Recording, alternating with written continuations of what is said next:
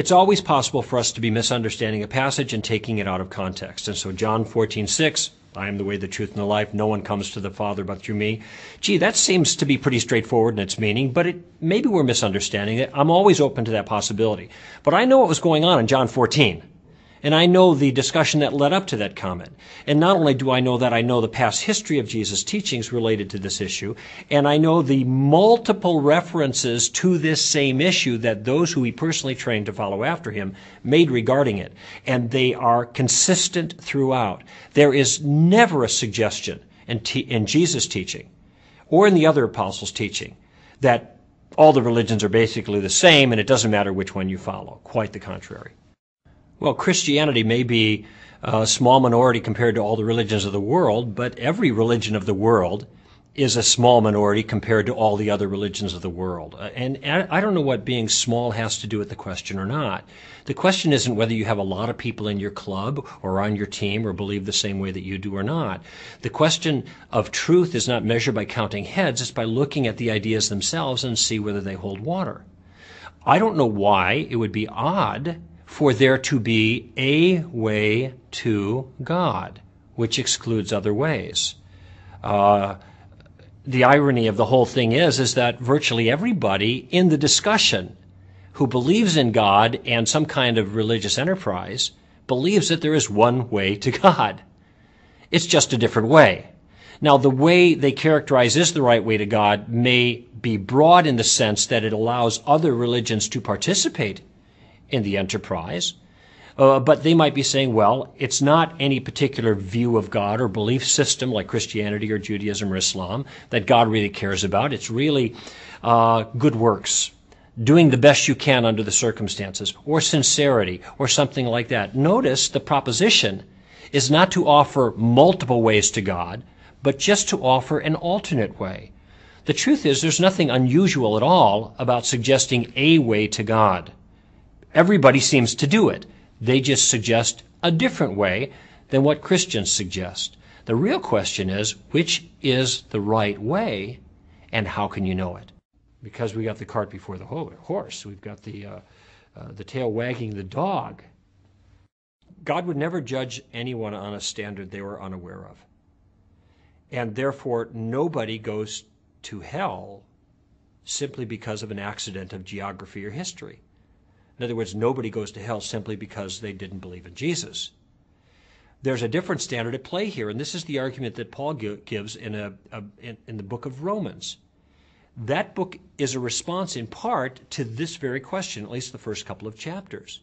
And he argues, listen, it is not the case that people exist that don't have the information they need to know that they owe their allegiance to a God of the universe, and they owe their behavior to his moral standards. And in the first chapter, he says the creation gives abundant evidence, and there's a lot of this has been explored recently, abundant evidence of the existence of God, that he isn't, the creature and the creator are two different things, and we should be worshiping the creator, not the creature. Yet people, as Paul puts it, suppress that. They know better, but they hold it down, and they do so because of wickedness in their hearts. They don't want to bend the knee to their creator, rather they want to go the other direction. And Paul says they're there without excuse. There's no good excuse for this. They know enough. Secondly, he says in the second chapter that not only do they know enough in the first chapter that God exists and they should bend their knee to him, but they ought to know that their behavior is going to be judged by him. There is right and wrong. It's a law that's written in their heart. Even people who don't have the law, the book, the Bible, already know right and wrong because they judge things right or wrong in their behaviors all the time. And we can see this throughout cultures around the world. He said, it isn't as if people don't have what they need. They have what they need. What do they do with what they have? That's the question. And what they do is they readily follow false systems of belief in rebellion against the true God and continue to commit crimes against him for which they'll be held responsible. These are not ignorant people that don't know right from wrong. And those that are in an unusual circumstance of not knowing right from wrong, little infants and whatever, then I don't think that God holds them responsible for something they don't know. But as far as all these others, they know that. They may not have ever known Jesus, and they will not be judged for rejecting a Jesus they've never met or heard of. But they will be judged for rejecting the Father, whose evidence is everywhere. That's Paul's argument. I have a little sequence that I go through to try to put this in its right perspective, because I do think that the view that the Bible offers does resonate with our deepest intuitions when those intuitions are carefully considered. I don't think it resonates with an American sense of fairness. But that is a twisted sense. There is no fairness doctrine in heaven. It isn't written in the clouds somewhere that God has to treat everyone exactly the same. If that were the case, then grace would not be grace. Grace is God's unmerited favor. There is no obligation on God's part. It's an act, in a sense, of loving heroism that he would go out to rescue anybody when we are so guilty against him. It is an act of his grace, his favor that is not required. Therefore, he can distribute his grace as he pleases, which is exactly what the Scriptures teach. God's obligation is not to love everybody equally or treat everybody the same. God's obligation is to treat people with justice. That's the obligation. Love and mercy and kindness are given freely at God's desire and design, not out of obligation, or else it wouldn't be love and mercy and charity, would it? It wouldn't be grace.